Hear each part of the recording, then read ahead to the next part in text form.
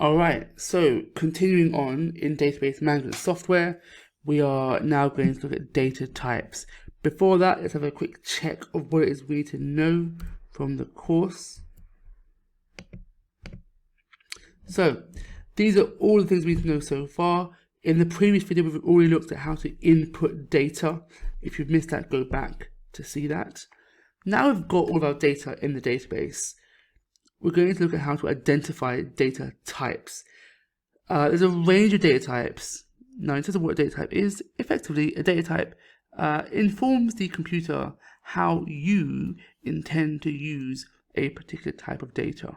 Okay, let's have a look at different data types now.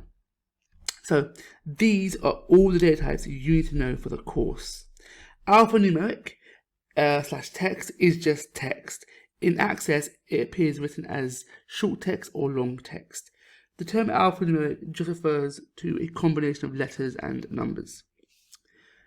Normally, alphanumeric is a term used for ID codes, but even then, you will still use the term short text in Access, which we'll see later on. Numeric or number, just a number. Date is just a date, really straightforward. Currencies, any sort of monetary values. Normally, in these exams, we do currencies in pounds. And then you've got logical or Boolean. This is a yes or no value. In Access, this can be represented as yes or no. It can also be represented with a checkbox with a tick, meaning yes, and a blank checkbox, meaning no. Let's now go over to Access, where we're going to apply the appropriate data types to each field in our database. Alright, now that we know our different data types, let's add data types to the three tables that we've got in our database. Let's start off with crimes as the first one. So here you can see the full data for the crimes table.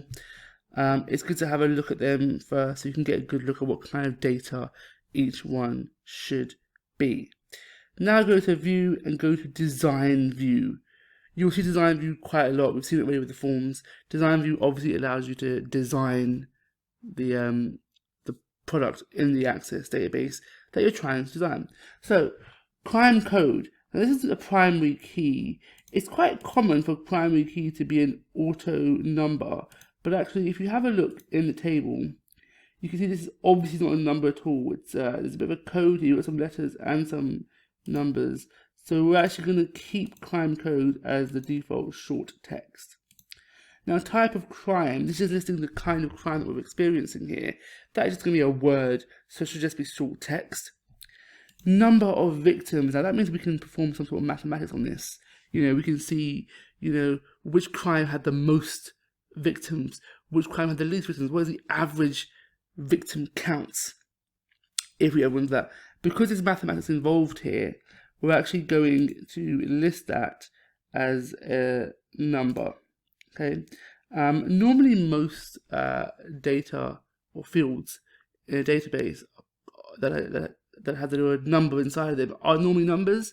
The only time it's not is if it's for a primary key. So for an ID number, that would be text, or a phone number would be text as well. The reason a phone number or an ID number are text is purely because you will not be performing mathematics on that set of characters.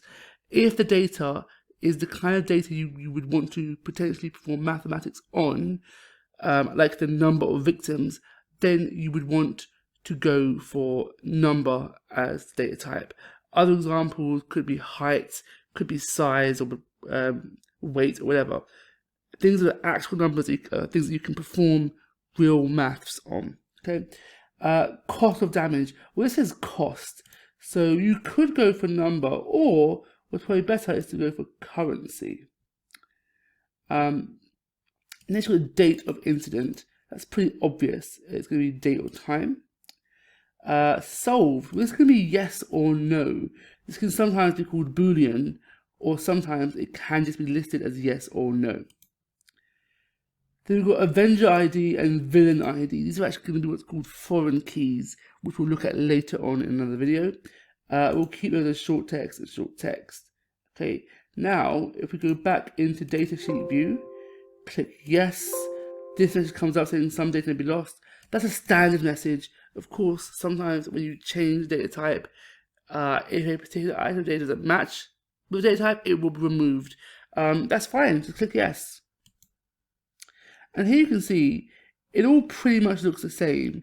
It's just the solved column now looks different because instead of having the words yes or no, it's tick boxes. If it's been ticked, that means it is a yes. If it's not been ticked, it's a no. And you can see the format for the date of incident has been changed over here. So that's pretty good. Let's go over to superheroes. Over here now, we're going to go back into design view. Avenger ID, we're going to keep that as short text. The name, we're going to keep that as short as always, just a word, that's fine. Speed, now we could do some mathematics on the speed, so I'm actually going to turn that into a number. Intelligence, wealth, charm, strength, and contacts. If we quickly have a look at the table, you will see they are all numbers, and these are things we can actually perform some mathematics with. So these are all going to be number.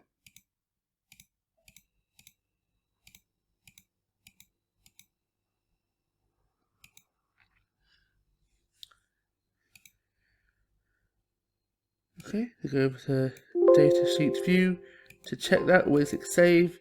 It's fine if those error messages appear. They're pretty much fine. Not much has changed here, and that's absolutely okay. The good thing is these now recognize as numbers. This is short text, and that is short text. Okay. Now the final one is of course super villains. Go into view, then design view. Villain ID, again, short text, villain name, short text. And again, these are all things we can perform mathematics with, so they are set as numbers. Already, it was done automatically, which is absolutely fine. And that's it, that's all of our data types sorted out for this database. Alright, now that's done, I think from this video it's very clear that you should hopefully now know what alphanumeric or text is, numerical number, date, currency, and logical or boolean. With that being said, now we can tick off that we've identified data types. So that's two things that we now know. Join me in the next video when we look at explaining the structure of a given database.